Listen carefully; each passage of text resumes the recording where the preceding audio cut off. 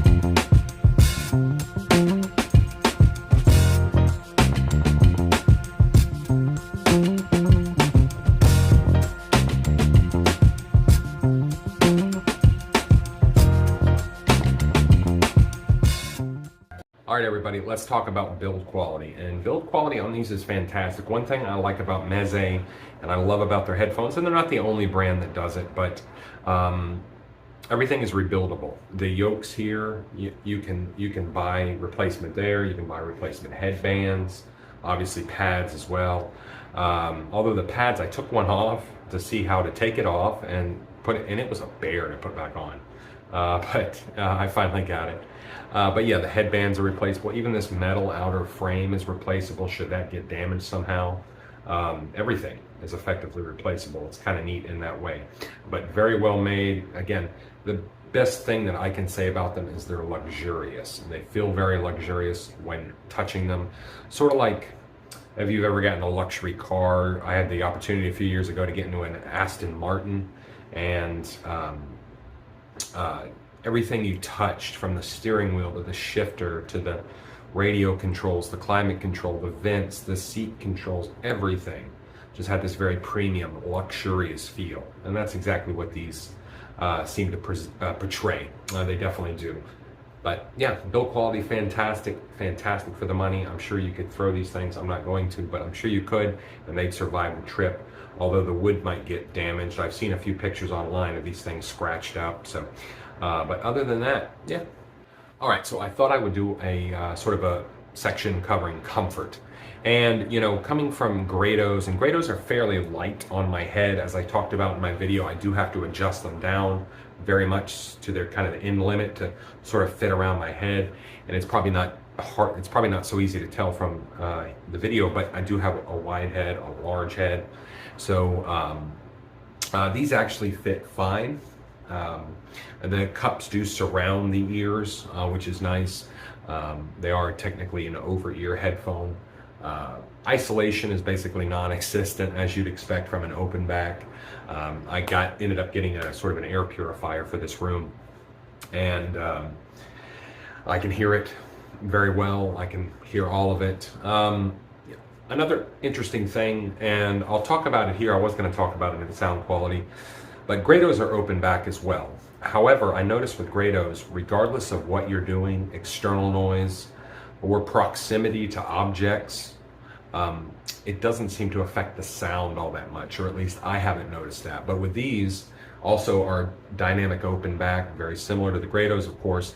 I've noticed that if I get close to an object on like this side or whatever, I do notice it affects the sound. That particular ear cup then becomes sort of muffled sounding. I'm sure it's just the reflections going in and out from the back of the driver. But it is an interesting thing to note. The headband here on top is pretty comfy. It does tend to stretch on one side more than the other, but of course you can maneuver it to get kind of even pressure up top.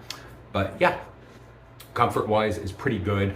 I did notice after wearing them for an hour or two, and it's probably because I've got a large jaw and again, a sort of a wide head, but I do notice a little bit of pinching under here, or a little bit of kind of excess pressure where the bottom kind of hits my neck back here. Not really a huge deal, something haven't really noticed all that much, but I have noticed it nonetheless. And I just notice when I start feeling like that, just a little kind of readjustment sort of fixes it for the next hour. But anyway, let's get on to sound quality. All right, guys, so I decided to do this in my car because, well, for the most part, the sound quality of the Meze 109 kind of sounds like a car stereo. And I mean that in the best way, I do, because what I mean is, think about driving somewhere in your car, or maybe you go on a road trip or whatever, you're Bluetoothing music, or maybe you're listening to the radio, what have you, FM, AM, but when you're listening to music and you're just engrossed in what it is you're listening to, you're banging on the steering wheel, you're dancing in the car, you're not thinking about soundstage, you're not thinking about critiquing what it is you're listening to. You're simply connecting with the music and connecting with the emotion of the music as you're supposed to do, or as the music should allow you to do. And that's what the Mezes do so fantastically well. They just make listening to music a pleasure. When you're listening to them, you don't think about critiquing the sound. Is the treble this, or the treble's not extended enough, or, oh, well, I can't really hear the bass, but I can feel it. Or the mid-range is a little too lush. This is kind of a warm-sounding headphone. You don't think about those things, although those things are kind of true. But you don't think about them regarding the Meze 109 Pro. You don't think about them. You just enjoy what it is you're listening to. And listening to music becomes a pleasure. If you look at Meze's website and kind of their mission statement, it comes across as sort of sales pitchy and with a lot of hyperbole. But what you garner from it, or what you glean from it, is the idea that they want to create products that make listening to music a joy and make listening to music a pleasure. And that's exactly what they've achieved with the 109 Pro. It does have some hi-fi attributes. It has a great head stage. Things kind of come outside the head very well. Better than Grado, in my opinion. Also, an open back dynamic driver headphone. Things come across sounding better in that respect. Again, it's a very warm sounding headphone. Very kind of rich in the mid-range. Vocals come across as very forward sounding.